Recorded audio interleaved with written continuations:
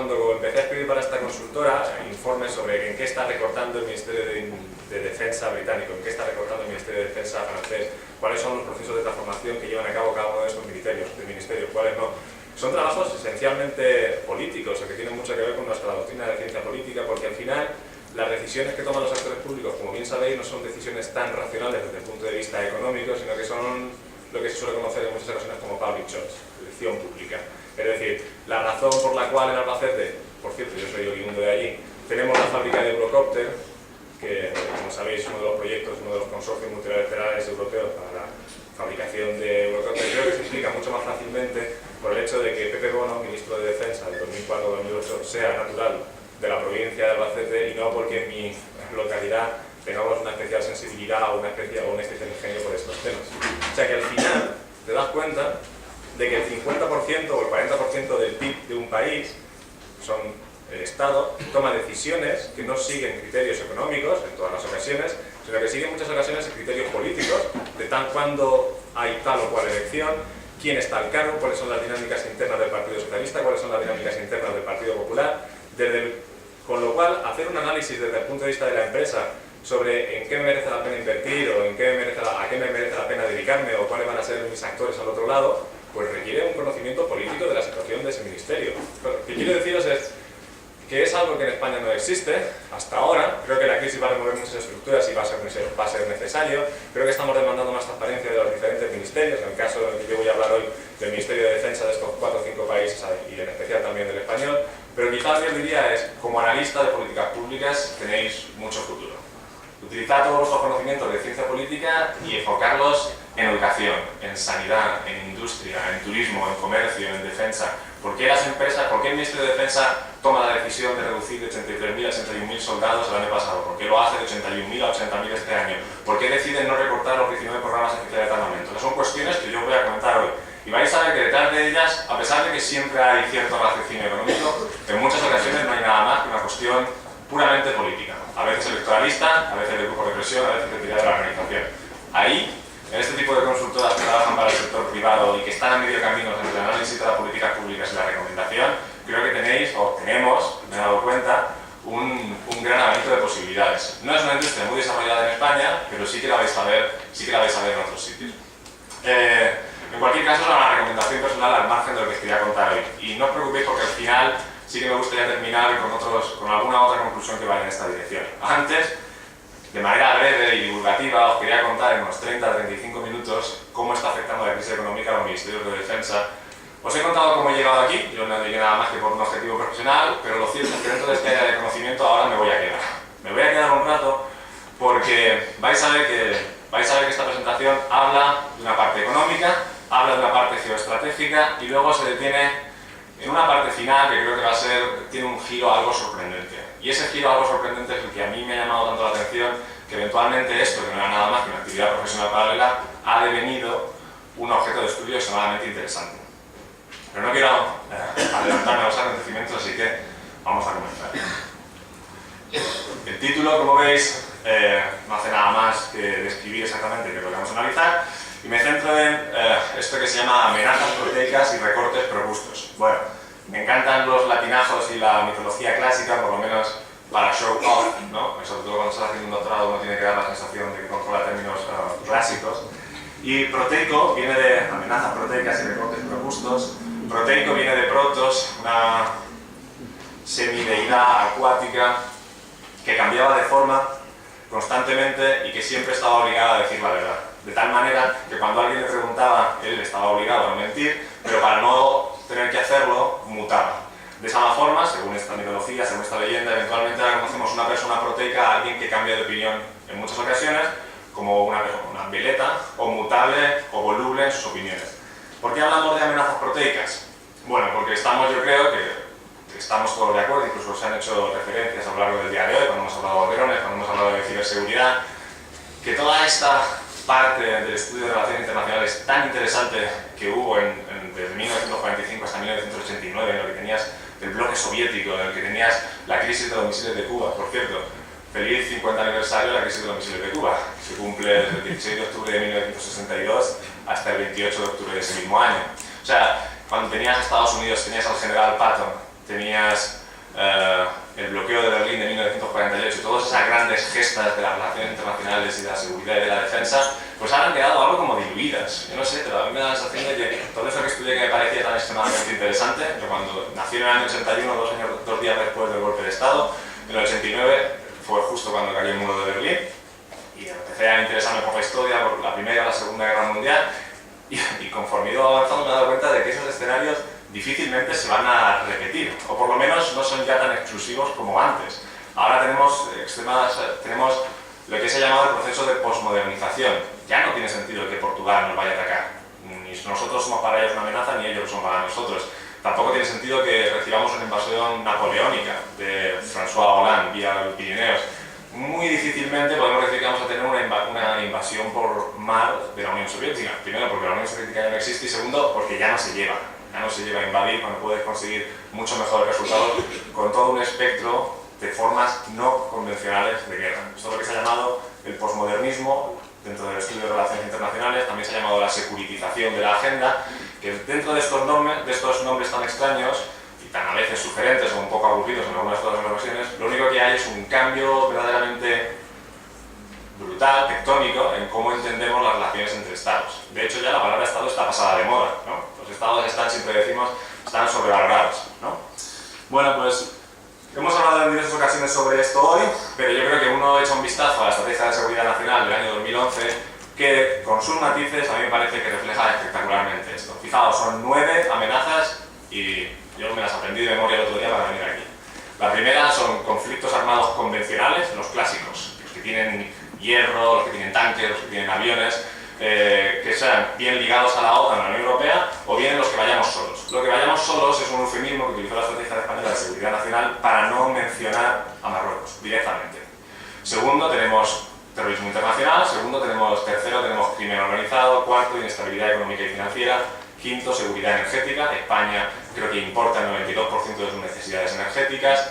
Sexto, tenemos la proliferación de armas de destrucción masiva. Séptimo, tenemos los flujos de migración incontrolados. Octavo, tenemos la seguridad y ciberdefensa, de la que nos ha hablado antes el coronel Fernando.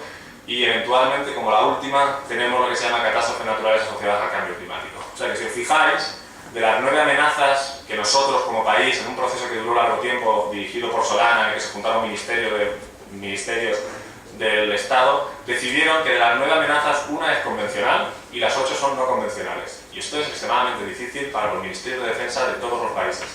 ¿Por qué? Porque ellos han estado acostumbrados a trabajar en función de batallones, en función de unidades, en función de escuadrones. No conozco tanto la terminología, pero sí que veo aquí un cambio de mentalidad. ¿De qué modo disuade un Eurofighter a una red de crimen internacional? ¿De qué modo disuade un tanque Leopard? ¿O de qué modo te protege mejor un tanque Leopard al hecho de que estemos 6 meses sin llover? 6 meses sin llover es un escenario, es una amenaza que tiene el país dentro de la 9ª. Catástrofes naturales asociadas al cambio climático o migración. ¿Cómo todo ese armamento convencional o cómo todo ese enfoque paradigmático y convencional que tiene el Ministerio de Defensa se adapta a esta nueva realidad posmoderna? Bueno, pues esto es un desafío que están teniendo lugar ahora mismo en absolutamente todos los ministerios de defensa, y podéis ver ahí en este gráfico que la Estrategia de Seguridad Nacional de Gran Bretaña, que se publicó en octubre del 2010, también dice que las 4 amenazas principales son crisis militares a la Libia, es decir, ocasiones en las que nos vemos obligados a intervenir, bien de manera multilateral, bien de manera unilateral. Catástrofes naturales asociadas al cambio climático, están totalmente de acuerdo con nosotros en que su segunda prioridad es nuestra también. Ciberseguridad y terrorismo internacional. Como veis, las 4 principales prioridades de la Estrategia de Seguridad Británica, con excepción de las crisis internacionales que se pueden entender como ejercicios multilaterales de fuerza, son formas no convencionales, son formas posmodernas de violencia. Y eso a mí me parece extremadamente interesante, porque tenemos organizaciones que en su forma de trabajar, que en su forma de pensar, en el tipo de documentos que preparan, en cómo afrontan la crisis económica, piensan de una manera, yo no voy a decir ni de lejos que sea anacrónica, pero que ya no permite explicar todas las formas de violencia a las que nos exponemos. Y esto es crítico. Bueno, no quiero llevarme por el exceso y decir, no, las únicas amenazas importantes son el terrorismo internacional, son las crisis internacionales, son el terrorismo internacional, cambio climático, ciberseguridad. Lo cierto es que también estamos viviendo un cambio en la balanza de poder, la ascensión de las economías emergentes las disrupciones que están ocurriendo en el norte de África, son momentos de gran inestabilidad que probablemente provoquen tensiones interestatales. Así que no quiero que entendáis, te diría por favor, y si no es que soy muy mal comunicador, no quiero que entendáis que lo que estoy diciendo es que hay que cargarse el Ministerio de Defensa, porque no lo creo en absoluto, únicamente que tenemos que buscar un equilibrio en cómo enfoca los temas más convencionales y cómo enfoca estas formas no convencionales de violencia que empiezan a ser, no sé si dominantes, pero en cualquier caso empiezan a tener mayor presencia. Y referido únicamente a las formas convencionales, si os fijáis, como decía antes, yo ya no tengo miedo, me llamo Mariano Rajoy, yo no tengo miedo de que Pasos Coelho mande un tanque, o no tengo miedo de que François Hollande, porque estemos de acuerdo en la aplicación del Fiscal Compact, decida invadirme, eso no tengo miedo. Con lo cual, incluso las fuerzas convencionales que yo tengo a mi disposición, solo las necesito para proyectar poder en el extranjero, en Libia, por ejemplo, la participación en la misión del año 2012, si decidimos 2011, si decidimos internacionalizar el conflicto o intervenir en Siria, es decir, ya no es tanto la defensa de las fronteras, sino la proyección de poder, esa transición de lo estático a lo dinámico. Únicamente una pequeña advertencia, en el caso de España, cuando hablas con ciudadanos de Ceuta y Melilla, te dicen que allí observan, o por lo menos perciben, una amenaza convencional que me parece que es legítima, porque por lo menos, si yo soy Mariano Rajoy, si yo soy el presidente del gobierno, o el Ministerio de Defensa, tengo que prestar atención a esa amenaza. Bueno, este es el tema geoestratégico, entender cuáles son las nuevas amenazas del mundo, cómo son las nuevas formas convencionales de guerra, y directamente vamos a ir a los recortes Procustos. Bueno, pues Procusto era un bandido de Grecia, extremadamente violento y maléfico, que bajo la apariencia de un agradable campesino, siempre que pasaba por delante algún viajero, le invitaba a pasar en su casa. Le invitaba a pasar en su casa, le invitaba a dormir en una cama que siempre era muy pequeña y aparte le daba un pequeño somnífero. Al dormirse en la cama, que era extremadamente pequeña y le salían las extremidades por ambos lados, él tenía la mala costumbre de cortarlas. O sea, son recortes sin ningún criterio ni coordinación, que yo creo que define bien lo que ha pasado en estos últimos 3 o 4 años, que a su vez por razones políticamente explicables, no económicamente explicables. Bueno, voy a ir un poco rápido en esta parte, porque de la parte económica, primero, no soy un economista, me gusta leer la economía, me gusta leer los consejos europeos, pero al final lo que quiero es cómo afecta esto a la defensa. Así que la lección es extremadamente sencilla, que yo creo que ya la sabemos, hay menos dinero para la defensa. Esa conclusión es evidente, únicamente alguna noción tendría que ver con ver cuál ha sido la evolución en los últimos años de los gastos de defensa y vemos que está un poquito después de la caída del muro de 1989-1991 se produce ya un descenso acusado del gasto en defensa a nivel mundial, es lo que se conoció como los dividendos de la paz. Hay que disfrutar este nuevo mundo posmoderno que acaba de llegar y que no tiene ninguna amenaza porque las únicas amenazas que conocemos son las convencionales. La Unión Soviética ya no existe, luego las amenazas convencionales no existen, luego no tenemos más amenazas. Es el proceso de apertura de fronteras. Os recuerdo lo difícil que era moverse de un país a otro en 1989. Es decir, que en 1991 cuando empiezan a recortarse los presupuestos de defensa lo hacen porque dicen la única amenaza que tenemos en este mundo es el conflicto interestatal. Como conflictos interestatales ya no habrá, o muy difícilmente los habrá porque la Unión Soviética ha desaparecido, vamos a rebajar el gasto y vamos a abrir fronteras. Al abrir fronteras, en el proceso de globalización y de transnacionalización, de repente damos cabida a unas nuevas amenazas de las cuales nos percatamos en el año 2001-2002. 2001 nos percatamos por el 11 de septiembre y hay, pues, como veis, un pequeño repunte en lo que se llamó la modernización del ejército, la modernización de los diferentes ejércitos para adaptarse a estas nuevas formas no convencionales. Es decir, estos nuevos escenarios de conflictos en los que ya no hay ataques entre estados, sino lo que hay son amenazas más difusas, requieren un nuevo tipo de armamento. Así que se realizó ese esfuerzo sostenido, más o menos, hasta el año 2008-2009, y ahí comenzó a decaer. De aquí lo que diría es, la crisis, como bien sabéis, según las últimas estimaciones, ha llegado aquí para quedarse, es un cambio absoluto de paradigma, otra vez tectónico, y lo más importante es, nosotros hemos firmado un compromiso, el compromiso dice que tenemos que reducir nuestra deuda pública a un 60% en un plazo, a medio plazo. Eso significa que habrá, y esto es lo más importante, y quizá lo único que quiero que... La única conclusión económica que afecta a defensa es que habrá que ajustar presupuestos probablemente durante los próximos 20 años. Es decir, vamos a tener austeridad presupuestaria hasta los próximos 30 años. El único gráfico que a mí me parece interesante a este respecto es este, que es la proyección de la deuda española y de la Unión Europea en los próximos años, y al final lo que quería comentaros es, incluso con un escenario de superávit primario del 0,5%, hasta el año 2030 vamos a alcanzar ese 60% por el cual estamos comprometidos. Algo así como decir que lo más importante de todo esto es que este es el caso español, la proyección de deuda. Incluso en la mejor de las circunstancias, hasta el año 2030 no tenemos dinero para hacer ningún tipo de reforma, para hacer ningún tipo de modernización, para hacer ningún tipo de transformación, si esta es intensiva en capital.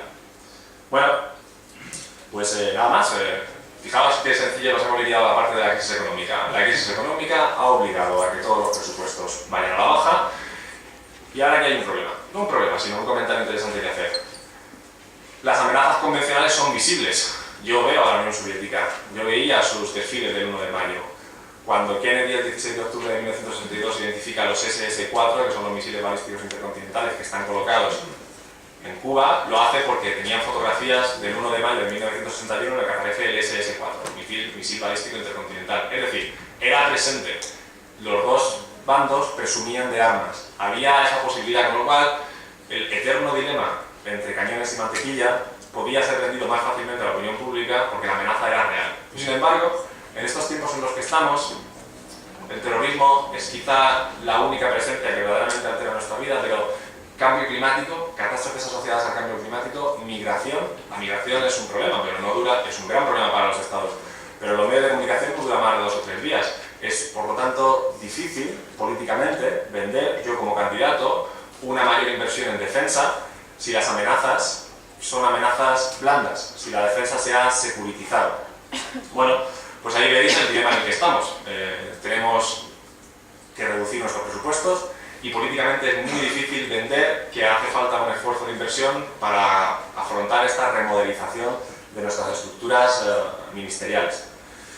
Bueno, pues fijaos, bueno, aquí no tiene más misterio que efectivamente veáis a la baja, a la izquierda, en términos reales, en términos nominales, vemos el descenso acusado de los presupuestos de defensa, en la derecha el porcentaje de gasto en el PIB, menor del 2%, normalmente el 1,61% a nivel de agregado de la Agencia Europea de Defensa.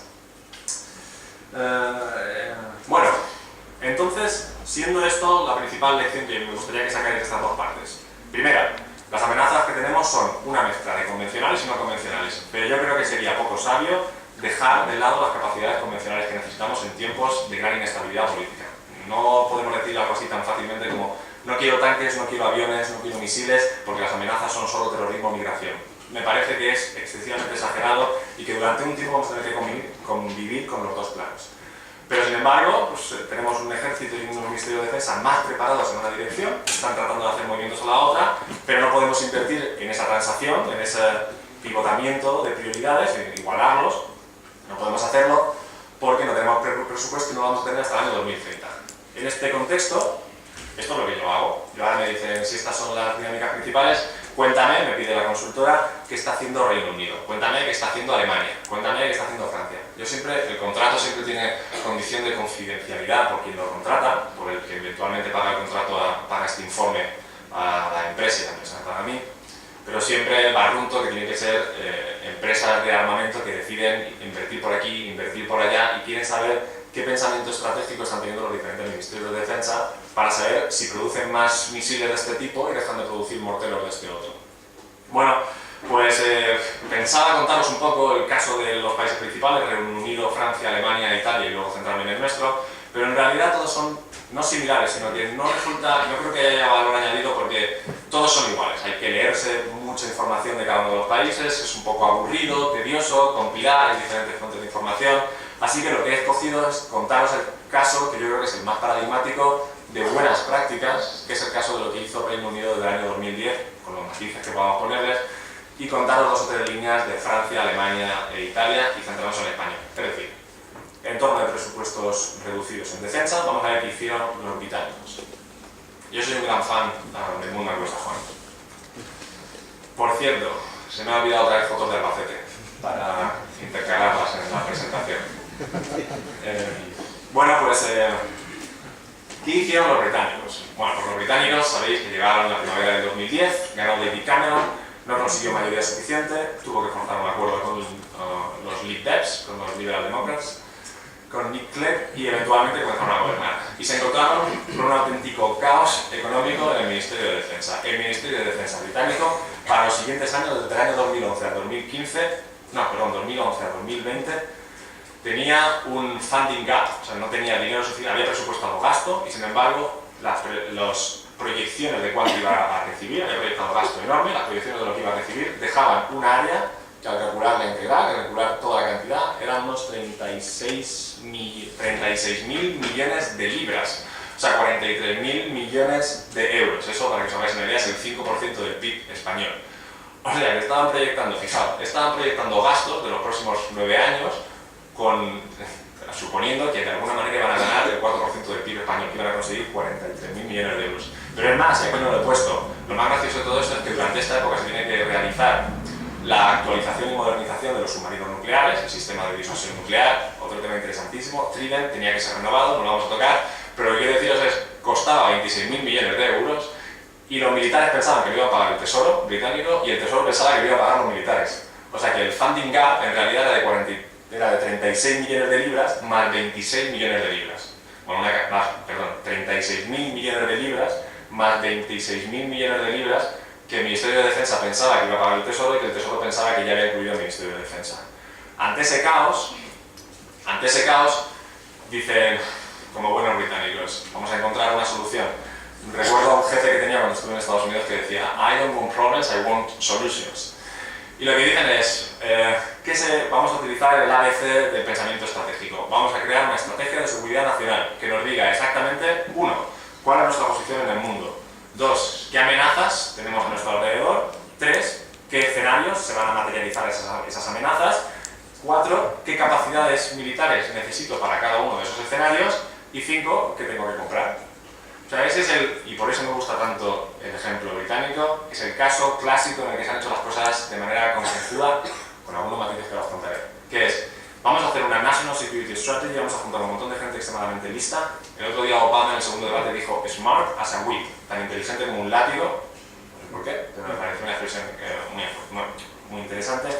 Vamos a hacer una estrategia de seguridad nacional, vamos a definir cuáles son nuestras prioridades y de ahí, en cascada, van a ir cayendo cada uno de los compromisos que tiene que absorber cada uno de los ministerios y esto cómo se va a materializar en gasto. De otra forma, qué amenazas tengo y qué medios necesito y ver si hay un ajuste entre ambos. Bueno, como os he contado antes, la National Security Strategy establece 4, que son crisis militares multilaterales como la de Libia, ciberdefensa, terrorismo y catástrofes naturales asociadas al cambio climático. Esas 4 son las principales.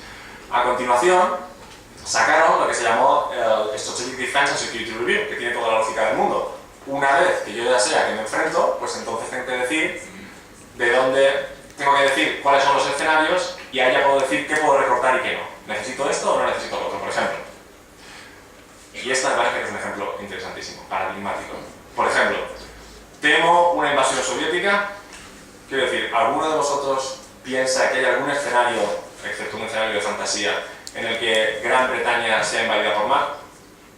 ¿Alguno de vosotros lo piensa? Pues entonces no necesito portaaviones. Eso lo hicieron. Uno de los portaaviones de comisión. ¿Cuántos aviones tengo que realicen el tipo de tareas aire-aire, aire-tierra? Tengo 4 modelos. ¿Necesito los 4? No. El Harrier fuera. Es decir, son cortes extremadamente duros, pero tienen detrás cierto raciocinio.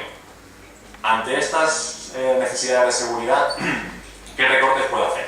Bueno, y ahí siguieron en cascada esa National Security Strategy, que define cuáles son las amenazas, después qué tipo de recortes podemos hacer en defensa, y después unas cuantas reformas que fueron no menores, pero ya no secundarias. Como veis, los libros de teoría de cómo realizar una estrategia van por ahí. Si al final la estrategia es la narrativa que te junta, lo que quieres obtener con los medios a tu disposición, pues lo primero que tienes que hacer es reflexionar sobre cuáles son los fines, protegerme de estas amenazas y eventualmente decir qué material voy a necesitar o no voy a necesitar. El caso británico, pues en mi opinión, refleja muy bien lo que hay que hacer, con matices tan sencillos como que al final, como veis, los dos primeros documentos se produjeron a la vez. El National Security Strategy y la Strategic Defense and Security Review se hicieron a la vez, cuando en realidad la lógica es primero haces uno y luego haces el otro. Pero bueno, tenía que ver con el hecho de que la crisis económica era tan acuciante que los hicieron los dos a la par. pero a priori el que tiene predominio sobre el resto de la Estrategia Nacional de Seguridad, que es lo mismo que ocurre, o que debería ocurrir, y ya se llegaremos en el caso español. Bueno, como veis aquí, estos son el tipo de tabla por las que a mí me pagan. Bueno, esta está un poco edulcorada, para que no la copiéis y la vendéis vosotros. Pero es el tipo de tabla en la que digo, pues al final lo que ha hecho el Reino Unido ha sido tratar de ahorrar 4.300 millones de libras en actividades que no son importantes, reducir unos 49.000 militares en sus diferentes ejércitos, retirada del batallón europeo en Berlín, firmado un tratado de cooperación de pooling and sharing, que esto vamos a llegar más tarde, y luego se ha cargado, ha decomisionado estos sistemas de arma, la patrulla marítima Nimrod, el avión Harrier, un vehículo blindado que es el A. Bueno, como os decía, esto no me parece tan interesante para esta conferencia. Yo lo que quiero es que veáis las grandes dinámicas, veáis, como hemos dicho, amenazas proteicas, el escenario económico que nos pone en una situación de austeridad de defensa, y tercero, que si tú te pones a leer la información que sale en The Guardian, lo que publica el Comité de Defensa de Seguridad, de Defensa y de Seguridad de la House of Commons, pues puedes llegar a tener una lista parecida como esta de cada uno de estos países. No tiene más misterio. Por eso aquí no me quiero detener. Me parece que esto lo podéis hacer en cualquier momento y no creo que este valor añadido que yo os pueda dar. Bueno, os decía, bueno, el caso británico es el ejemplar, pero yo os quería comentar los alemanes. Los alemanes son... recuerdo que a Pedro Solbes, que estudió en un colegio mayor en Madrid hace ya muchos años, un colegio que yo pasé y tuve contacto con el conserje, me dijo, Pedro Solbes, perdón, llegaba a las 4 a la cafetería, se tomaba un café, a las 4:15 estaba en la biblioteca y salía de la biblioteca a las 9, como un alemán.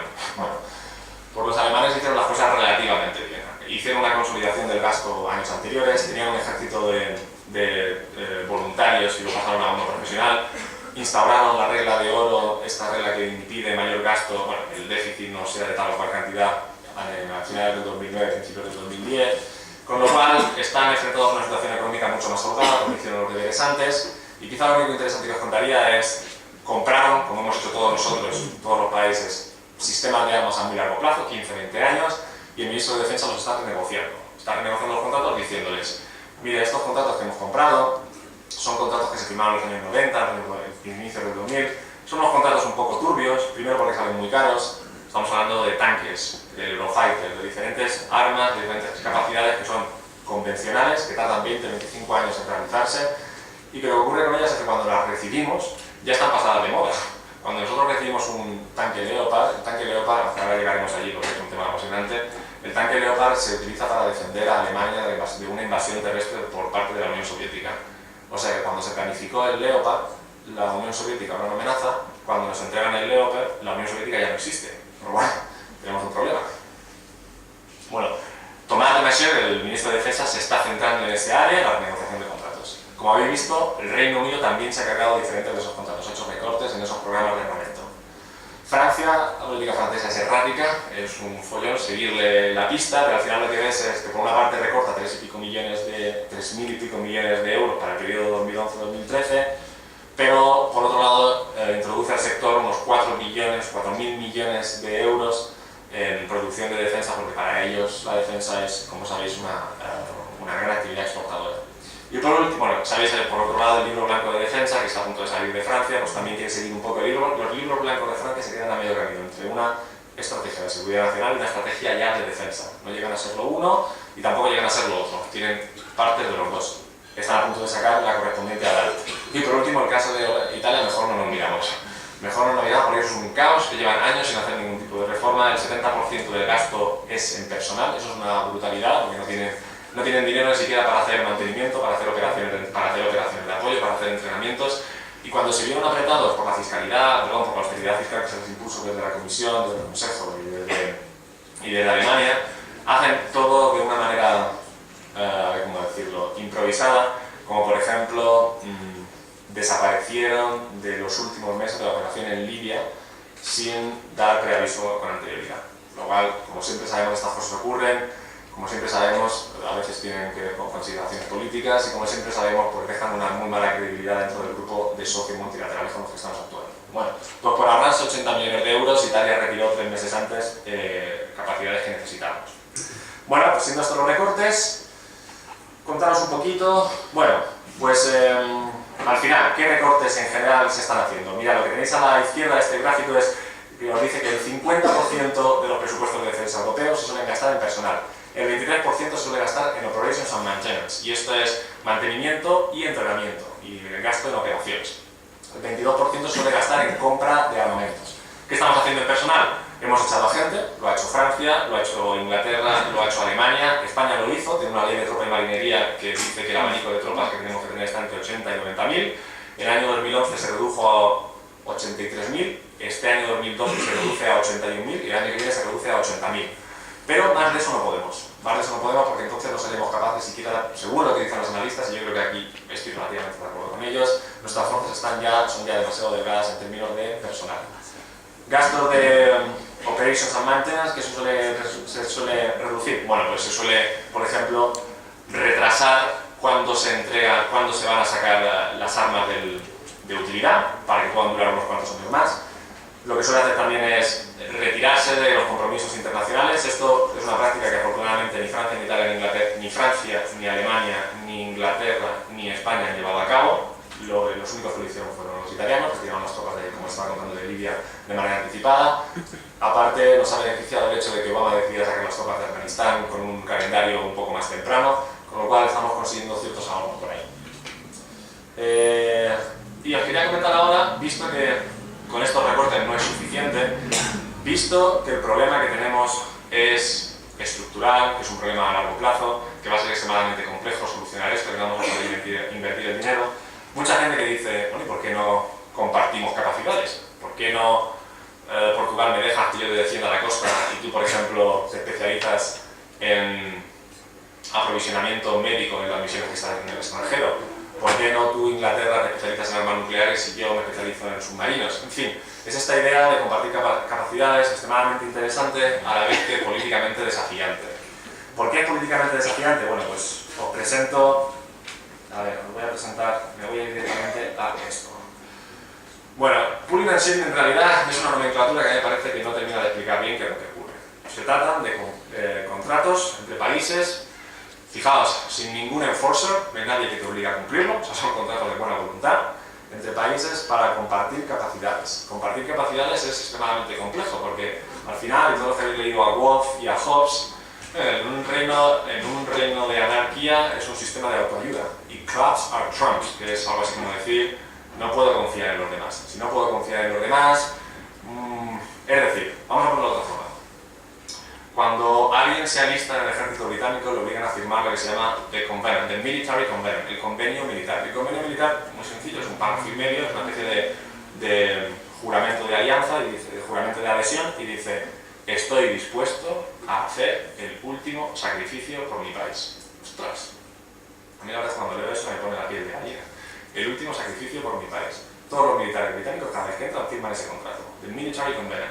Entonces la pregunta es, si yo voy a la guerra con Francia, con aliado con Francia hacia un tercer país, ¿Francia va a estar de mi lado? ¿Francia está dispuesta a hacer el último sacrificio por mí? ¿Un soldado francés está dispuesto a hacer el último sacrificio por mí? Cuando firmaron el contrato David Cameron y Sarkozy el 2 de noviembre del 2010, el Tratado de Cooperación Franco-Británico en el Palacio de Lancaster, justo a la salida le preguntan a Sarkozy: bueno, presidente francés, usted ya sabe que nosotros hemos decidido que no vamos a tener portaaviones, vamos a utilizar el Charles de Gaulle. Ahora bien, en el caso de que tengamos que ir a las Malvinas, ¿ustedes nos apoyan? Es una pregunta muy interesante. En el caso de que Argentina decidiera, por poner un ejemplo, decidiera volver a tener una política agresiva y belicosa de las Malvinas, ¿iría el Charles de Gaulle allí? A mí me parece que no es evidente. Bueno, y Sarkozy lo dijo muy bien, dijo que por supuesto que jamás engañaría, que jamás traicionaría a un amigo como Francia, pero yo creo que la duda permanece. Nosotros podemos poner en riesgo nuestra seguridad. Esa es la razón por la cual las industrias de defensa, por la cual los países protegen tanto a su industria de defensa. En guerra yo necesito armas, yo necesito bayonetas y caballos, y no estoy seguro que si las compro de Francia, en guerra el país francés me las vaya a vender, con lo cual tengo que tener una industria nacional. Bueno, como veis, es un compromiso político de primer nivel. Y al final te hacen todas estas clasificaciones de pooling and sharing, pero lo que hay, que la voy a explicar muy brevemente, pero lo que hay detrás es: ¿de verdad confío que el otro país vaya a hacer por mí el último sacrificio? Los nombres que tienen, o la tipología que se han creado, son el sharing of capabilities, que es algo así como nosotros ponemos todas las capacidades y entre nosotros nos ordenamos. El caso, por ejemplo, es la supervisión aérea de los países bálticos. La lleva NATO. Todos los países se organizan entre ellos sin una estructura superior y dicen, es algo así como decir, tú supervisas los lunes, yo superviso los martes, él supervisa los miércoles y así cubrimos todos los días de la semana. No hay una estructura centralizada que ordene ni que tenga jerarquía y los activos militares pertenecen a cada uno de estos países. La siguiente, pooling of capabilities. Todo lo ponemos junto y creamos una mini estructura. Pero yo puedo retirar los aviones en cualquier momento. O yo puedo retirar mis tropas en cualquier momento. Son mías. Te las presto y las ordeno con una pequeña estructura de mando. Pero son mías. Eso es el European Union Battle Groups, los grupos de batalla. Luego, lo que vamos a hacer es mejor. Lo que vamos a hacer es creamos una organización, todos los países damos dinero, le damos un pago en especie y que ella organice lo que quiera hacer. Eso es el pooling through joint acquisition. Esto es un poco más grave porque es yo me deshago de un activo militar y lo entrego a una organización que espero que actúe cuando yo lo necesite. Y luego, por último, la más difícil, que es algo así como decir, nosotros no nos especializamos en ciberdefensa, que va en Inglaterra. Inglaterra, que no se preocupe por catástrofes naturales, eso lo hacemos nosotros. ¿He conseguido expresar bien el dilema político que hay detrás? ¿Alguien podría sentir, por favor, desde el fondo? ¿Sí? Veo algunas veces, no está mal. Bueno, efectivamente yo creo que lo que hay es un espectro de conflictividad política en lo que es recelos operacionales, de verdad vas a sacrificarte por mí, hasta una confianza total. Bueno, pues esto es, que no os confundan cuando os digan pooling and sharing, ¿qué significa eso? En realidad no es que haya una cosa que sea pool y otra cosa que sea sharing, sino que en realidad es un espectro en el que es el grado de confianza que tengo que el otro vaya a estar stand by me, como dice la canción, ¿no? Pues vaya a estar a mi lado en el caso de que sea necesario. Bueno, diferentes iniciativas, no me quiero detener, pero cierta gente, y yo creo que entre ellos, dice que hay espacio para encontrar cosas que entre todos podamos compartir. Sobre todo porque el escenario es, no podemos pagarla, no las tenemos. O sea, lo que quiero decir es, si pudiéramos pagarla, no haríamos pooling and sharing. Si pudiéramos pagar todo nuestro ejército, si pudiéramos pagar toda nuestra base industrial, nosotros no haríamos pooling and sharing. ¿Para qué voy a depender de otro país? ¿Para qué voy a dejar que haya cierto conocimiento que yo no tenga, si lo puedo tener yo todo? El caso es, como en los próximos 20 años no lo podemos, aunque suene contradictorio, conseguimos mayor capacidad de acción y mayor soberanía desprendiéndonos de soberanía militar, desprendiéndonos de diferentes capacidades. Es por eso por lo que todo esto está muy en boga, por eso por lo que nosotros estamos haciendo ahora un informe para el Ministerio de Defensa sobre cuáles son estas actividades que pueden ser útiles y por eso que hay diferentes iniciativas que he listado ahí abajo. Bueno, el caso español. Bueno, por resumir, llevo 39 minutos, creo que sin más me liquido esto y dejamos una buena ronda de preguntas. Por resumir, si veis aquí llevado de manera profesional, no que yo sea bueno, sino que me contrataron. Entonces, los engañé lo suficiente como para que dejaran hacer estos análisis. La línea siempre empieza con el primer párrafo diciendo esta crisis es estructural. Siempre continúo con el siguiente 2 o 3 párrafos que dicen estos son los recortes que está haciendo cada país y siempre termino con unas recomendaciones que van en la línea de haz estos recortes, no hagas esto otros, plantea de nuevo esto, busca espacios de pooling and sharing. Pues, lógicamente hay que entrar en detalle de cada uno de esos espacios de pooling and sharing. Pero cuando llegué al caso del Ministerio de Defensa español me llamó poderosamente la atención. Esto que vais a ver a continuación me gustaría que no lo consideráis como un artículo académico, como una ponencia académica, sino que lo consideráis como una especie de trabajo de investigación. Me llamó tanto la atención que empecé a recopilar datos. Llevo 4 o 5 meses teniendo diferentes entrevistas para ver por qué nuestra situación es tan calamitosa. ¿Por qué la situación del caso? ¿Por qué el caso español difiere del francés, difiere del alemán, difiere del español? En algunos puntos que yo creo que serían mejorables. Y es a continuación lo que os voy a presentar. Por favor, os pido ser comprensivos. Bueno, pues como veis, lo primero que se ha hecho son los recortes en personal, esto ya os he contado, reducción de gastos en personal. Domingo 9 de mayo de 2010 hubo el Consejo Europeo en el que Elena Espinosa se comenta que salió llorando por el que le forzó Wolfgang Schäuble a que aplicara los recortes. Jueves 13 de mayo de 2010, cuando se aplica la primera reducción de pagas a los militares. Aparte de eso, tenemos un proceso de reducción de militares que se materializa en que en el año 2011 se reducen hasta 83.000, en el año 2012 hasta 81.000, en este año hasta 80.000. Gastos en mantenimiento y operaciones. Aquí ya empezamos con un tema crítico.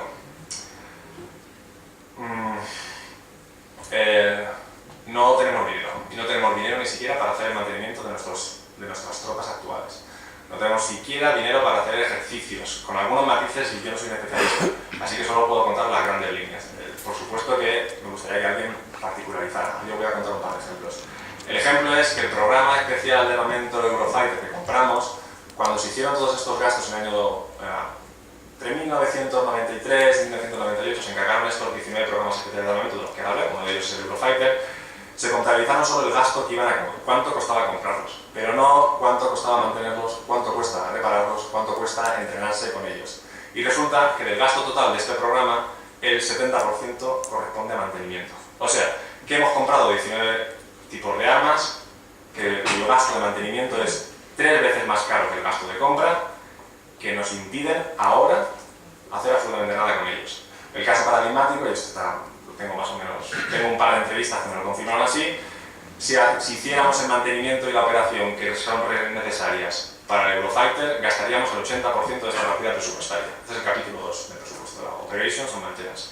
O sea, solo un programa especial de armamento se comería el 80% de ese capítulo. Esto es interesante.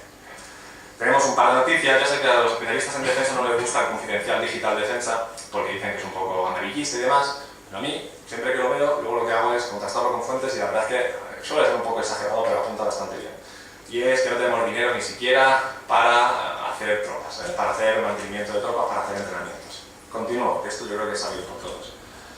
Procurement. Bueno, esto es extremadamente polémico y yo voy a contar unas líneas generales. 19 programas especiales de armamento, de los cuales la mayoría se firman en el periodo 1997-2004, por lo cual ya sé que voy a ser atacado por decir que justo eso se corresponde con un periodo de gobierno del Partido Popular. No creo, y lo dejo ya claro, que tenga que ver tanto con un problema ideológico de quién está en el gobierno, sino que creo que el problema es otro distinto. Algunos de esos programas especiales de armamento ya venían firmados de atrás por Eduardo Sola cuando era ministro de Defensa con el Partido Socialista. 19 programas especiales de armamento que cuando se firmaron valían 27.000 millones de euros y la última evaluación que se hizo de ellos en el año 2010 ponía el nuevo gasto en 36.000 millones de euros. 36.000 millones de euros, 3,6% del PIB. Bueno, lo dejo ahí y ahora vamos a continuar. Bueno, lo primero que llama la atención, bueno, sabemos que es caro. Bernardo no nos está contando nada nuevo. Vale. Lo siguiente es, ¿y son convergentes? ¿Hay convergencia entre los medios y los fines? Es decir, si decimos que el Ministerio de Defensa ha gastado una grandísima cantidad de recursos en eso y no ha puesto una cantidad aceptable de recursos en ciberdefensa, en terrorismo, en seguridad, en catástrofes naturales asociadas al cambio climático, ¿no hay ahí cierta divergencia? No nos hemos pasado de rosca, no hemos gigantizado una parte del gasto pensando que de las 9 amenazas que están aquí a vuestra derecha que tenemos, la única importante es el conflictos armados de los 19 programas especiales de armamento, grosso modo solo se dirigen a ella. Sería algo así como decir que nos hemos gastado 40.000 millones de euros que tenemos que pagar ahora en plazos, 36.000, 40.000, vamos a comentar las variaciones de la cifra, para defendernos de amenazas que siguen existiendo pero que no son las únicas. Bueno, a mí eso me parece que merece una reflexión y cuando yo lo encontré me llamó poderosamente la atención. Bueno, y ya lo que puso un poco la guinda al pastel fue estas declaraciones que tuvo el antiguo secretario de Estado, Constantino Méndez, que afirma algo que yo creo que afirma al 90%, al 95%, que son sistemas de armas convencionales en un mundo posmoderno. Os he contado antes porque es un mundo posmoderno. Los 19 sistemas de armamento son armas convencionales que se establecen en los años 90, principios de los años 2000. Hay una disonancia entre ellas, en mi opinión, clara. Bueno, esto es un gráfico que he hecho yo, estoy en ello porque recopilar datos del Ministerio de Defensa es extremadamente complejo, por otra cosa que veremos ahora al final. Llevo 45 minutos, pero me quedan 5 más, lo prometo. Recopilar estos gráficos son extremadamente complejos porque los gastos de defensa están desagregados. Uno, por una razón que tiene cierto sentido político, que resulta muy difícil vender que hay incremento de gastos en el Ministerio de Defensa. Entonces lo que hago es, me invento partidas en otros ministerios, como por ejemplo lo que se ha dado en llamar el I+D militar. El I+D militar es una partida que pertenece al Ministerio de Industria que se dice que paga I+D militar cuando haces entrevistas a las empresas contractuales que reciben ese I+D militar, te dicen que con eso se financia gasto corriente, no se financia gasto militar. Bueno, al final lo que estamos diciendo es, hay razones políticas por las cuales que esto sea un lío, que sea mejor salir y decir, no, si en realidad somos un ministerio muy austero, porque no queremos afrontar, y esto yo creo que le doy la razón a los políticos y a los participantes en el Ministerio de Defensa, la sociedad española no quiere afrontar que tenemos unas amenazas, que tenemos que defenderlas, que unas de ellas son convencionales, las otras son no convencionales o posmodernas, problemas y que para ello hay que suplir nuestras necesidades. Bueno, como eso no lo hacemos, como no tenemos ese debate, como los políticos tienen miedo, como quien lo diga pierde las elecciones, al final no nos olvidemos la culpa que tiene el ciudadano. La razón principal es que el ciudadano no quiere aceptar que la defensa cuesta dinero, que defendernos es importante, que hay amenazas convencionales y no convencionales que existen y que son palpables, o que si queréis podemos discutir sobre cuáles existen y cuáles son palpables en un documento que se llama Estrategia de Seguridad Nacional y luego poner gasto ahí. Bueno, pues al final lo que vemos es, os quería llamar primero la atención sobre esta curvita azul. Estas líneas azules son el inicio de los programas especiales de armamento. ¿Cómo se financiaron?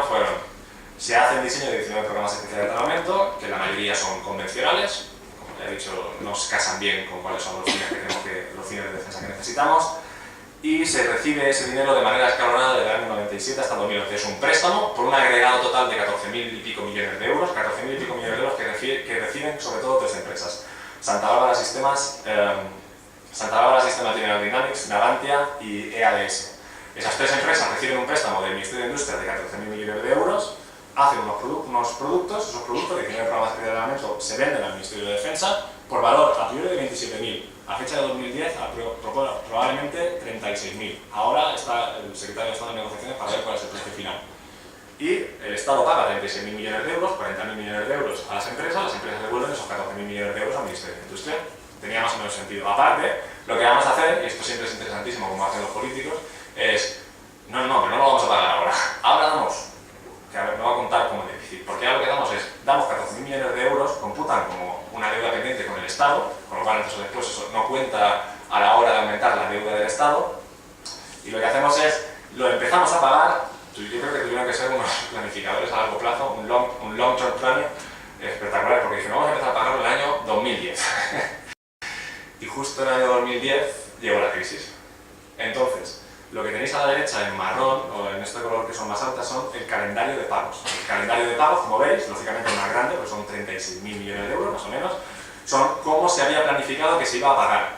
Bueno, y veis en rojito unas barritas que van descendiendo que solo veis 3, en realidad hay 5, pero no veis la cuarta ni la quinta porque están ahí. Entonces voy a hacer un zoom y ahí la veis. ¿Por qué? Presupuesto de defensa del año 2012, partida 122B, 19 programas especiales de armamento, 4,95 millones de euros. Lo que se había presupuestado que se iba a pagar, 2.370 millones de euros. Ahí ya me llama poderosamente la atención. O sea, que no estamos pagando, no tenemos dinero para pagar esos procedimientos de defensa, para pagar esos programas especiales de defensa. ¿Veis que en el año 2012 hay una barrita verde? En el año 2012 hay una barrita verde porque esto hay que pagarlo. El Ministerio de Defensa, cuando Pedro Morenés es nombrado ministro de Defensa, va a la Comisión de Defensa y dice: nosotros estamos aquí para hacer que se cumplan los compromisos que el Estado ha adquirido con las empresas constructoras. Y eso significa que hay que pagar absolutamente todas las armas. Y fuerza que el 7 de septiembre de este año, no sé si lo escuchasteis porque salió de pasada, se ve un crédito extraordinario de 1.716 millones de euros. 0,17% del PIB este año se metió en septiembre por la puerta de atrás para pagar los programas especiales de armamento. Bueno, entonces, como veis, esto no estoy siendo muy sistemático porque lo que tengo son sensaciones que están empezando a ser corroboradas con diferentes conversaciones. Ahora, esto lo he comentado, partida 122B, 4,95 millones de euros en el año 2012, pago esperado 1.300 millones de euros. Por cierto, en el año 2013, para el presupuesto de este año, que del próximo año ya lo tenemos, la partida 122B, que se supone que tendría que pagarse también alrededor de 2.300 millones de euros, ¿sabes cuánto tiene? 6. O sea, una partida de 6 millones de euros que supone que tiene que pagar un gasto planificado de 2.000 y pico, 2.300, 2.400. Probablemente lo que ocurra, si todo va bien, las negociaciones está llevando a cabo el secretario de Estado de Defensa, Pedro Argüelles, que se haga otro crédito ampliado. Bueno, pues por un lado, lo que para mí me resulta problemática es que nos hemos gastado una cantidad de dinero enorme en cosas que necesitamos pero no tanto. Y ha causado una parálisis operativa del Ministerio de Defensa, que no puede entrenar, no puede planificar. 2, infraprovisiona seguridad en otras áreas. Yo no todos comparten esta idea. Por ejemplo, Pedro Argüelles dice que sí. Pedro Argüelles, como esto ya está empezando a conocerse, Pedro Argüelles dice que sí, que todas las armas se necesitan, dice que no se han hecho sistemas inútiles, eso no se sostiene, el catálogo de capacidades y materiales de defensa es muy bueno, no es el óptimo, pero se utilizan absolutamente todas. Yo no estoy de acuerdo con esa afirmación, les he dicho mi postura es la de Constantino Méndez.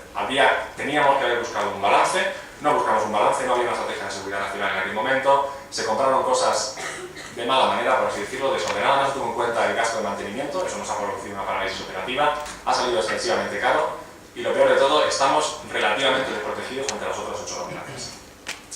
Bueno, aparte del Ministerio de Defensa, como todas las grandes organizaciones, aquí tampoco hay que ocultarlo más de lo que ocuparíamos una organización normal, tiene problemas a la hora de gestionar estos presupuestos. ¿Por qué? Porque los contratos son algo así como se llaman los cost plus. Los contratos es, yo empiezo a trabajar y te voy pasando facturas. Pero claro, cuando tú tienes una oficina pequeñita de gente que aparte no son expertos en project finance y que no son expertos contables ni economistas, sino que son militares que se dedican a estos temas y que este tema es extremadamente áspero, hay algunos grandísimos profesionales que me dicen, que con los que he estado en contacto de la Dirección General de Armamento, me dicen, yo me veo overwhelmed. Overwhelmed es que se me sobrepasa porque me llegan peticiones de gastos que tengo que aprobar de las diferentes empresas, que yo tengo que aprobarlas, y a veces es que no me da tiempo a leerlas y les digo que sí, sí a 6 millones de euros extras, sí a 7 millones de euros extras. No es que lo estén haciendo mal ninguno de los dos, pero hay una asimetría de información y de poder y de capacidad de gestión de estos proyectos que es enorme. El Ministerio de Defensa, sinceramente, por mis conversaciones con ellos, no tiene capacidad de absorber la gestión financiera de 40.000 millones de euros. Y las empresas no es que se aprovechen, sino que nadie les pone trabas. Bueno, y luego el caso que ha sentado, y esto me lo han dicho también militares en algunas entrevistas, hay un término japonés que se llama amakakuri. Esto está muy ligado con la industria nuclear. Son aquellos burócratas, gente que ha pasado sus posiciones, que pertenece al aparato del Estado, que regula una cierta industria y que eventualmente pasa a trabajar a ella en la cúspide de su carrera. Porque está bien visto que en los últimos años, cuando tú estás trabajando regulando un sector con un sueldo apropiado, un alto funcionario del Estado, los últimos 5 o 6 años pases a trabajar en la empresa cobrando una grandísima cantidad. Bueno, eso en ciencia política se llama captura de políticas públicas. ¿Por qué? Porque lo que se produce es que tenemos al jefe del Estado Mayor de la Armada, que es contratado como asesor comercial de Navantia, tenemos al jefe del Estado Mayor de Tierra, que es contratado como vicepresidente de estrategia de negocio. Bueno, esto es muy difícil de catalogar éticamente. Vamos a ver, por un lado uno diría, bueno, estas personas han estado trabajando en este sector, tienen conocimientos específicos, no está mal, es una revolving door, no está mal que haya traspase entre lo civil y lo privado, entre lo público y lo privado, para que lo privado conozca cómo funciona lo público y se fomente la coordinación, una mejor eficiencia en el uso de los recursos. Pero por otro lado dice, pero una pregunta, ¿a ti por qué te están contratando? ¿Te están contratando porque eres un gran conocedor del área y tienes nuevas cosas que aportar a este nuevo sector? ¿O te contratan porque sabes quién es el que firma el contrato? Bueno, ¿sabes quiénes son los que firman los contratos? Bueno, en un caso es totalmente legítimo, no sé a qué se comprometen estos casos, lo único que sé es que pinta, huele regular. Las conversaciones que he tenido ha sentado siempre muy mal. Estos dos movimientos a la Dirección General de Armamento sentaron muy mal. Uno, podría ser que por sus capacidades grandes gestores pasan a trabajar al sector privado y lo hacen para mejorar las relaciones gobierno-mercado. Dos, podría ser que la relación de contratación fuera espuria y que la contratación fuera porque esa persona conoce cuáles son. Bueno, quizás sí nos podríamos explicar en este segundo caso por qué, me refiero, si es el primer caso, lo que ocurre es que realmente el Ministerio de Defensa no puede gestionar y definir programas de servicio de armamento si lo ha hecho mal. Si es el segundo caso, lo que ha ocurrido es que las empresas han decidido cuáles eran los intereses del Estado, porque no había una estrategia de seguridad nacional que dijera estos son los intereses del Estado, y cuando nos hemos dado cuenta y hemos creado una estrategia de seguridad nacional, nos hemos dado cuenta de que las armas que tenemos no casan con las amenazas que hemos descrito. El caso paradigmático de todo esto es un caso que ocurrió en el Pentágono en el año 2009, de esta señorita Darlene Train, trabajaba en el Pentágono y era ella la que se encargaba de redactar el pliego técnico de la contratación multimillonaria de aviones de suministro en vuelo. Aviones de suministro en vuelo cuyo contrato finalmente ganó Boeing. Y esta señorita justo después fue contratada por Boeing. Un poco, a mí me parece algo turbio, ¿no? Yo soy la que redacto el pliego de condiciones y eventualmente yo soy contratada. Bueno, hubo un movimiento de legislación extremadamente interesante e intenso que prohibió este tipo de cosas y hizo la legislación mucho más exigente. Voy terminando ya, se acaba de publicar el informe de corrupción en defensa de Transparencia Internacional en el que yo he trabajado y cuenta a grosso modo estos pequeños problemas que aparecen en el Ministerio de Defensa, y esta no la cuento porque es un poco larga, así que conclusiones, ahí las tenemos, los recortes, el pooling and sharing, el caso español que a mí me parece extremadamente interesante, y voy a terminar ya. Voy a terminar ya con una reflexión, y esta reflexión es política. La reflexión política es lo siguiente. Tuve la suerte de estar este verano con Simon Paszek. Simon Paszek, en la República Checa, en Praga, es el director de una organización que se llama People in Need. Este fue uno de los líderes estudiantiles que, junto con Václav Havel, derrocó al régimen comunista en 1969. Y en esa conferencia, este señor Simon dijo: nos dimos cuenta, una vez derrocado al régimen comunista, que eso no garantizaba que los políticos prestasen atención a los problemas de los ciudadanos, que teníamos que seguir ejerciendo presión y vigilancia sobre ellos, que teníamos que seguir pidiéndoles rendición de cuentas, que teníamos que seguir pidiéndoles que fueran más transparentes en sus operaciones, porque al final lo que hay ahí arriba no es política de izquierda o política de derecha, no era un contubernio comunista frente a una nueva política democrática, lo que había eran estructuras de poder que se quieren mantener, empresas que quieren seguir manteniendo contratos, altos funcionarios del Estado que quieren seguir manteniendo ciertas prerrogativas, una cultura de la cual nadie y todos es culpable, por el cual está bien visto que haya esta transición algo turbia entre altas esferas de un sitio y de otro. Bueno, pues esto yo creo que es una de las razones de lo que ha pasado en España. Cuando tú miras esa carta que mandan los gobernadores, los técnicos del Banco de España al gobernador del año 2006 diciendo que la posición crediticia de nuestros bancos es insostenible. Cuando tú estudias el caso del Ministerio de Defensa, a mí me empieza a parecer patente que haya ocurrido algo que no es extremadamente limpio. Cuando miras el Ministerio de Sanidad, hay algo parecido con el tema de los medicamentos. O sea que me da la sensación de que como sociedad, la inexistencia de una sociedad cívica, de un fuerte grupo de think tanks, de centros de estudio, o incluso de analistas como vosotros lo vais a hacer cuando decidáis trabajar en el futuro de analistas de alguna de estas políticas públicas, vais a detectar. Y eso creo que es la labor que como ciudadanos nosotros tenemos. Y eso es todo, chicos.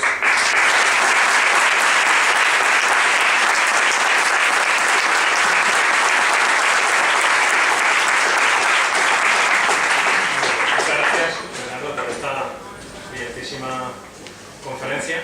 Pasamos ahora al turno de preguntas, pero me gustaría comenzar. Tengo la palabra para hacer una primera cuestión, no sobre el tema de la conferencia, sino qué consejos darías a los estudiantes de esta facultad para seguir esa recomendación que haces de trabajar sobre políticas públicas, ¿no? Si puedes contarnos algo de tu trayectoria personal que a ellos les pueda ser de utilidad o de servir de inspiración. Bueno, pues esto en realidad lo habíamos pactado ya, así que la respuesta me la sé. Pero permitidme que os enseñe una página web, ahora que está todo ya colgado, porque, a ver... Bueno, en realidad, chicos, en estos tiempos postmodernos en los que vivimos, yo creo que hemos perdido una parte de valores que merecían la pena, como era cuando Santiago Casal escribe su libro Los tónicos de la voluntad, habla de lo que él llama el trabajo gustoso. Cuando George Bush padre dice "Studying is cool", estudiar mola. Esa idea de que eventualmente quieres conseguir algo, pero entre medias hay un camino arduo y duro que luego eventualmente es mucho más satisfactorio conseguirlo. Y eso yo creo que, en cierto modo, por esta cultura de la inmediatez, por este cóctel de sensaciones, por estos mundos postmodernistas en los que vivimos, tan dados a la lujuria y al ocio, yo voy a contar, yo me casé hace un año, desde el año 97 conocí a mi mujer, hasta el año 2002, hubo un trabajo de orfebrería china, una cartita cada semana, un libro cada 2 o 3, una recomendación, un trabajo de constancia, de tenacidad. Y en realidad lo que quiero decir es, yo creo que eso se ha perdido a fecha de hoy, se ha perdido en todas las facetas de nuestra vida. No se ha perdido, está ahí, está oculto, pero alguna sensación me da que no lo encontramos. Entonces, cuando yo regresé a Estados Unidos tenía muchas ganas de contar a mi ciudad, Albacete, esas dos grandes cosas que había aprendido. Una era el mérito, la capacidad, la meritocracia bien entendida que yo aprendí en Estados Unidos, bien entendida cuando mi profesor se levantaba por la mañana y me decía, yo me levanto a las 5 de la mañana, me toco 2 veces delante del pecho y digo, hoy voy a escribir un artículo perfecto, o voy a trabajar un poco más. O cuando me decía, cuando estuve trabajando en una cámara electoral allí me decían, don't be afraid of working too hard, no tengas miedo de trabajar duro. O como dice siempre Miguel de la Cuadra Saucedo, que es un amigo personal, dice, hay que sembrar si quieres recolectar. Bueno, pues eso que era un principio que yo creo que debería guiar nuestra acción, me da la sensación de que en estos tiempos en los que la inmediatez y la facilidad de todo se ha quedado, pues es importante recuperarlo. Bueno, pues con todo esto, para contarles esto a los chicos de Albacete, creamos lo que se llamó el Foro de Estados Unidos Albacete. Bueno, pues el Foro de Estados Unidos Albacete, mi cancha se mal. Esto está perfecto, ¿qué ocurre aquí? Entiendo los videos. Añadir excepción. Bueno, es que está muy protegido, pero en realidad la web es perfecta. ¿Alguien? Vaya. Bueno, os lo voy a enseñar ahora. Pero lo que queríamos hacer era poner a Albacete al mismo nivel que Estados Unidos. Foro Estados Unidos, Albacete, de tú a tú. Y lo que hacemos a los chavales, y lo que hacemos con los estudiantes que asisten en un formato muy parecido a este, muy dinámico, tenemos coffee break, tenemos handshaking break, tenemos pizza break, tenemos Q&A, todo es estadounidense. Pues lo que hacemos es decirles algo así como: chicos, hay un montón de cosas ahí fuera, hay un montón de oportunidades, no seáis nada perezosos, poneros a buscarlas. ¿Y qué es lo que hacemos? Hacemos una jornada en la que, por cierto, estuvo Antonio Barroso y Antonio Barroso nos contó cómo de Algeciras, llegó a la Universidad de Granada, cómo de la Universidad de Granada estuvo en el CIS trabajando con una beca, luego hizo el máster del CEFCO, luego estuvo en el Colegio de Europa, luego estuvo conmigo en la Universidad de Columbia y ahora es consultor en la empresa Eurasian Group. O sea que la idea es: hay un montón de oportunidades en el extranjero, hay un montón de oportunidades aquí en casa, los mundos están extremadamente interconectados. No digáis aquello de: es que la lección no me entra, es que no tengo ganas. Realmente, bueno, pues esto es, chicos. A ver si sale. Javier, lo que estoy pensando es: ¿por qué no organizamos un foro de Estados Unidos-Granada dentro de unos meses? Porque lo que hacemos es que tengas la oportunidad de saber, uno, cómo se pide una beca a la Caixa; dos, nos hemos dado cuenta que Albacete está infrarrepresentada en la obtención de becas. La Caixa, Rafael del Pino, Fulbright, Ramón Areces, todas esas becas te permiten estudiar estudios de posgrado. Dos, cómo se realiza un doctorado en el extranjero. Tres, cómo puedes abrir tu propio negocio. También damos esa parte de emprendedor, en la que consideramos que un emprendedor es aquel que aporta valor a su entorno, pero no solo económico, sino también social y cultural. Y lo que os diría es, a vosotros, que sois estudiantes de ciencias políticas, es muy necesaria la labor de analistas de políticas públicas, porque en España no existe. En España tenemos opinadores de políticas públicas, tenemos alguna gente muy buena en su área, pero no tenemos una masa crítica que es capaz de decir al Ministerio de Defensa en el año 97: esto no tiene sentido. O es capaz de decirle al Ministerio de Educación: oye, no tiene por qué hacernos casos, pero tiene que haber una discusión abierta y transparente sobre cada una de las grandes decisiones que nos afectan a todos. Así que ahí, en ese área específica, siguiendo todas estas líneas de actuación que os he comentado antes y que hablábamos del foro, creo que vosotros tenéis un hueco importantísimo y muy necesario. Decía Jefferson: the most important political office in a democracy is that of a citizen. Es algo así como decir: el ciudadano tiene una responsabilidad, porque al final de todo esto, el que tiene que hacer el ruido suficiente para que el Ministerio de Defensa no haga. Digo el Ministerio de Defensa de verdad no porque le tenga inquina, es que le tengo tanto cariño y tanto amor que quiero que haga las cosas lo mejor posible. Y de hecho, a este informe que estamos haciendo le estoy echando horas y horas porque quiero ser capaz de decirle 4 o 5 cosas que sean interesantes. Y es extremadamente complejo, hay un montón de información. Pero quiero que de verdad mi trabajo como analista, que está regular pagado, pero no me quejo, de verdad que sirva para mejorar cómo funciona el Ministerio de Defensa. Porque necesitamos una masa crítica que haga lo mismo sobre educación, sobre sanidad, sobre economía, sobre el Ministerio de Defensa. Una especie de revolución sin la parte violenta de los jóvenes turcos, que en 1905, recién llegados, una élite educativa que había pertenecido a Inglaterra, fueron los instigadores de una modernización del antiguo Imperio Otomano. Bueno, pues a España le ha pasado una parte de eso. Nadie ha prestado demasiada atención. Nos creímos que hacían las cosas por nosotros. Y como nos contaba el otro día en Praga Simón, eso no es obvio. Bien, pues si hay preguntas.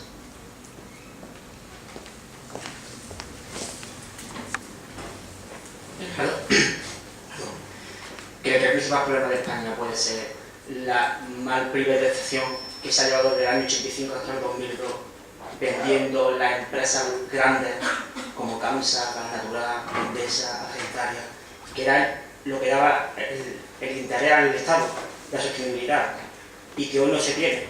Ese respaldo económico de empresa pública que además la hemos querido o la han querido cambiar por empresas privadas, llena los consejos de administración de expresidentes de gobierno como asesores y exministros copando con sueldos estratosféricos, dejándonos ahora hablando malamente con el culo al aire.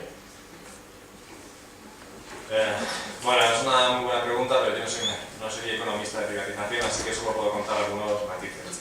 Por un lado, hay buenas razones por las cuales privatizar una empresa. A veces el sistema público está anquilosado, a veces el sistema no funciona de la manera adecuada y no se provisionan los recursos necesarios. Por otro, en algunas ocasiones siempre se dice que el Estado vende cosas muy baratas y compra muy caro, porque tiene que devolver favores que se han usado en la obtención. Si el Estado al final es una especie de...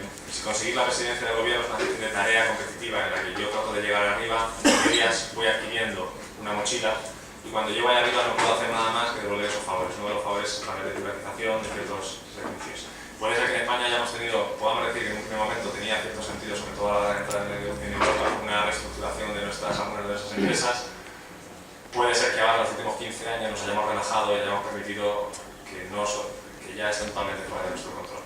Y quizás te contaría una cosa, lo que me llama la atención, es que no es un tema en el que me siento cómodo porque no soy especialista, pero una cosa que me llama mucho la atención es las empresas que eran nacionales, que nosotros privatizamos y que ayudamos a internacionalizar, ahora nos dicen que como las abretemos mucho se van. Por ejemplo, Telefónica sabéis que cambió su sede de investigación y desarrollo a Londres. O sea que Telefónica era una empresa pública, que nosotros privatizamos. Nosotros privatizamos y le ayudamos con el empuje del Estado en los años de la bonanza a internacionalizarse y capturar mercados en América Latina y en Estados Unidos y en Centroamérica. Y ahora nos amenaza con que si hacemos una desregulación del sistema de las telecomunicaciones, una desregulación del mercado de las telecomunicaciones, cambiarán su sede de sitio. Pues ahí lo dejo. Lamento no poder entrar más, me parece un tema extremadamente interesante, pero aparte de estas líneas generales no te podría concretar más. Pero para eso también hay un artículo en la Constitución, el 128, que está por el interés general, el interés nacional de la economía. Entonces, se puede volver para atrás, igual que hemos ido para adelante, nos hemos equivocado, podemos retroceder para atrás. Con esos 80.000 millones de rescate y esas cosas. No, yo no soy especialista en esto. Hay gente que dice que si, por ejemplo, Pepe Borrell dice, si usted dice banco que no le puedo controlar los beneficios, Pepe Borrell siempre dice, ¿usted qué es banco? Que hace un sistema, si usted dice que es una empresa privada, pues usted cae. Pero si no le rescato, entonces usted no es un sistema privado, sino que es una utility. Es como el agua o como la electricidad que tiene que estar fuertemente regulada. Bueno, esos dilemas son extremadamente interesantes. Estamos ya sobre la hora, son las 2:15. Una última pregunta.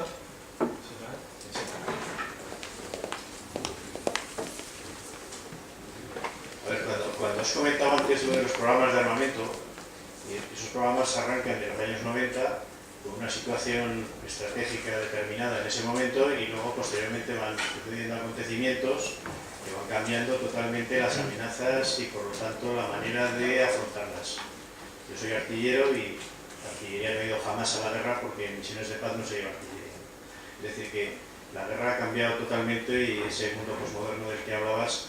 Pero claro, lo que hay que ver es que España se ha metido en unos compromisos con la Unión Europea, en programas como el Tigre, en programas como el Eurofighter, etcétera, en la cual se trataba de desarrollar una industria europea de defensa y que de alguna manera son contratos blindados, es decir, que están cerrados y en los cuales no se puede tocar para nada y que hay unos compromisos adquiridos y uno no se puede salir de eso que ha firmado. Y eso es lo que de alguna manera hace entender que eso puede ser así, independientemente de que en 2012 se hayan hecho un desdoblamiento desde mi punto de vista quizás excesivo de las amenazas, porque vemos que en las fundamentales estábamos alineados totalmente con los países que has comentado, por ejemplo, con el Reino Unido, ¿no? Con terrorismo, conflictos de baja intensidad o regionales, etc. Entonces, mi pregunta o mi apreciación es precisamente eso.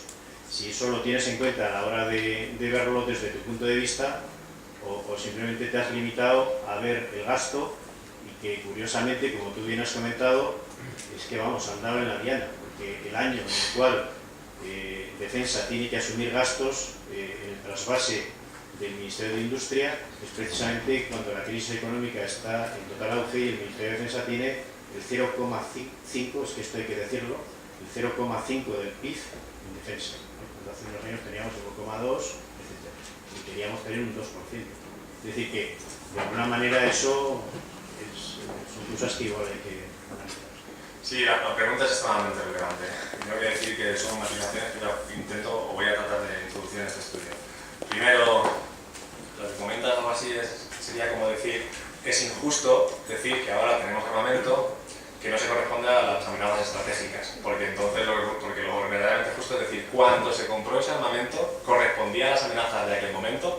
Entonces, ahí te puedo afirmar, permítame que te tutee los ejemplos que he comentado al principio, ahí lo que hay que hacer es irse al momento en el que se comete la contratación. Hay dos cosas que hacer. Uno, no podemos comprar armamento a 25 años, porque comprar armamento a 25 años en un mundo que cambie tan rápido no tiene sentido. Cuando recibamos el armamento ya no está acorde con las necesidades. Tiene que ser contratos de 2 o 3 años. Esto lo dice el antiguo presidente de la Agencia Europea de Defensa. Los contratos tienen que durar 2 o 3 años. En vez de conseguir algo que funcione al 100%, pero que tarde 25 años en desarrollar, compra algo que funcione al 80%, pero que sea inmediato. Y luego, Con respecto a, claro, lo que estamos haciendo aquí es un juicio ético. Un juicio ético de esto se hizo mal porque no se sabía o se hizo de manera espuria porque había intereses creadas. Bueno, y esto, lo que voy a hacer ahora si quieres es, o sea, lo que digo es, en esa labor estoy y es cierto que puede haber algunos programas de armamento que en el momento en el que se iniciaron tenían todo el sentido estratégico, o dos, que se derivaban de compromisos adquiridos por la Unión Europea que no era fácilmente, de los que no podíamos salir. Sin embargo, hay otro, de esos 19, y esa es un poco la labor en la que estoy, es la revisión uno por uno de en qué momento se tomó la decisión de que el misil aéreo ISIS era necesario, en qué momento el Leopard era necesario, para ver cuál era la doctrina estratégica de ese momento, para ver si había correspondencia. A pesar de todo, hay algunos casos flagrantes que yo creo que no lo son. Pero me gustaría mucho discutirlo contigo porque justo en esa fase estoy. Por ejemplo, el Leopard. El Leopard se crea en un momento, el Leopard, como sabéis, es uno de los tanques más modernos, su tercera versión pesa 55 toneladas. En estos tiempos postmodernos, como hemos pasado de lo estático a lo movible, tenemos que ser capaces de proyectar estratégicamente. Los analistas dicen todo lo que no es proyectable no es usable. Tenemos un tanque, por lo tanto, que pesa 55 millones de toneladas. El avión de transporte militar que tenemos, el avión de transporte estratégico, que es el A400M, solo puede llevar 33 toneladas. O sea que literalmente hemos gastado 0,4 puntos del PIB, 4.000 millones de euros, en un tanque que nos defiende de Pasos Coelho en Portugal y de François Hollande. Ese es el caso más flagrante. Siendo ese el caso más flagrante, por el otro extremo, el Eurofighter resulta difícil, porque es necesario, quizá podríamos decir que se han comprado muchas, pero entonces ya entran justificaciones de hemos creado tecnología de doble uso, hemos entrado a formar parte de una industria de defensa europea, y parece que el Eurofighter es justificable. O sea que lo que te digo que estoy haciendo es una auditoría ética de cada uno de estos mucho más al detalle.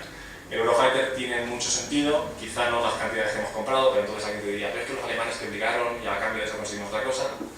El Leopard me parece que no. Y entre medias hay una panoplia de otros 17 que son los que estoy estudiando ahora.